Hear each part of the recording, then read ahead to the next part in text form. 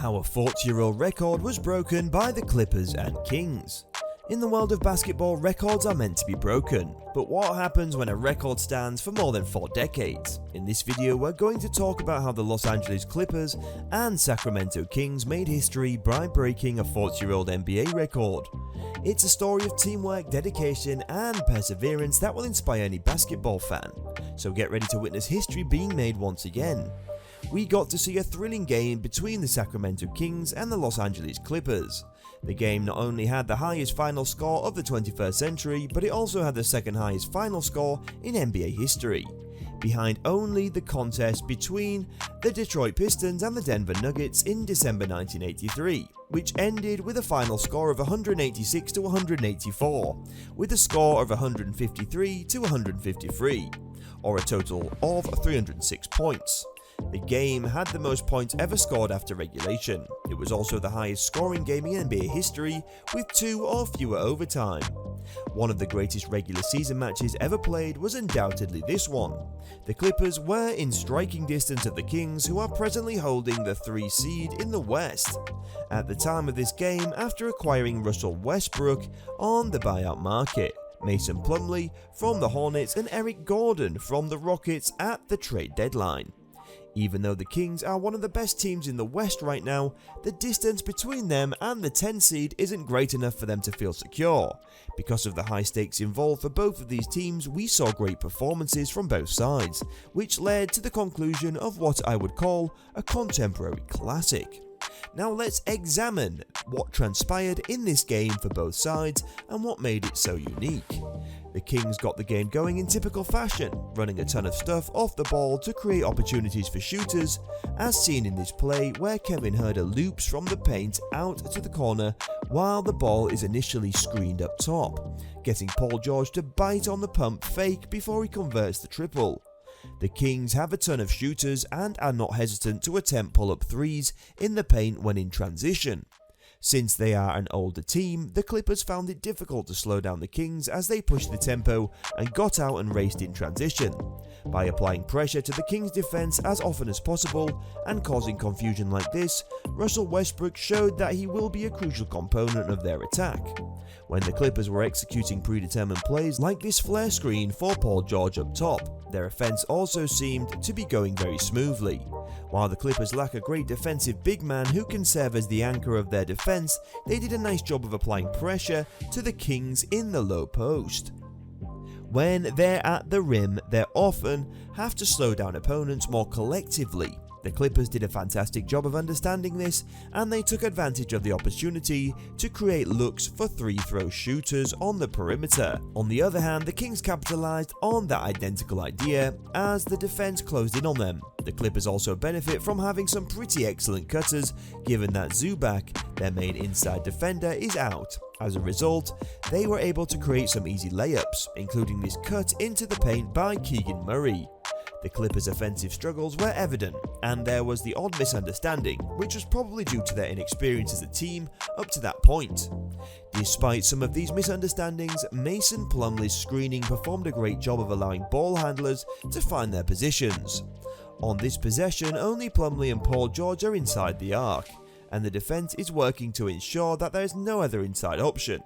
As a result, Paul George can just swing it out the corner, which results in an easy 3. While Kevin Huerter is inclined toward the center and kind of a ball watching a little bit. The 2-man game between Sabonis and Kevin Huerter is a key element for the Kings, and often even the greatest defenses have trouble stopping it. They start the dribble handoff in the empty corner that leads to Sabonis receiving the ball in the pocket while rolling, which forces the defender to move aside to block the shot from the inside, but it allows Davion Mitchell to receive the kick out and score on the 3. The Clippers were able to execute some truly top-notch offense, despite having a starting group that hasn't had much time to gel together. As Paul George enters the scene, Westbrook is dribbling directly at Plumlee as he ghosts the screen. Although the Kings are hedging against the screen, Plumlee slips it and Westbrook makes a gorgeous feed to him on the roll for the goal. Both teams would start bringing out their second units at this point in the game. At this time, the Clippers began to run a lot fewer set plays and began to primarily concentrate on driving and kicking while attempting to create looks in this manner. While it was somewhat successful, the shooting style began to flag. The Kings were able to utilize their effective offense to create inside since the Clippers didn't have a center on the court. The Kings were on track to reach a historic 160 points after the first quarter. Everything continued to go quickly, even with Kawhi, Paul George and Westbrooks sitting on the bench. During the second quarter, the Clippers were able to keep up with the Kings' offensive tempo, and the first half ended with the Kings up by 76 points to the Clippers' 80. The Clippers' inability to slow down the Kings anytime they approached the hoop inside 5 feet was the main story of this quarter for them.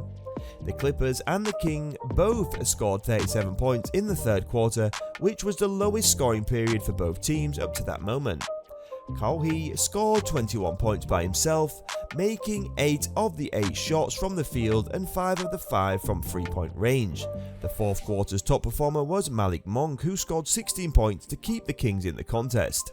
In the first overtime, Kawhi displayed defensive brilliance, but Malik was stepping up and exerting every effort to keep them in the game. On their last shot, the Clippers had a chance to win the game, but Paul George attempted a draw foul, and the Kings did an excellent job of avoiding fouling him, forcing the game into yet another overtime round. So during the second overtime, they once again used Spanish pick and roll, which resulted in Norman Powell 3-pointer over the hoop to give them a 2-point advantage.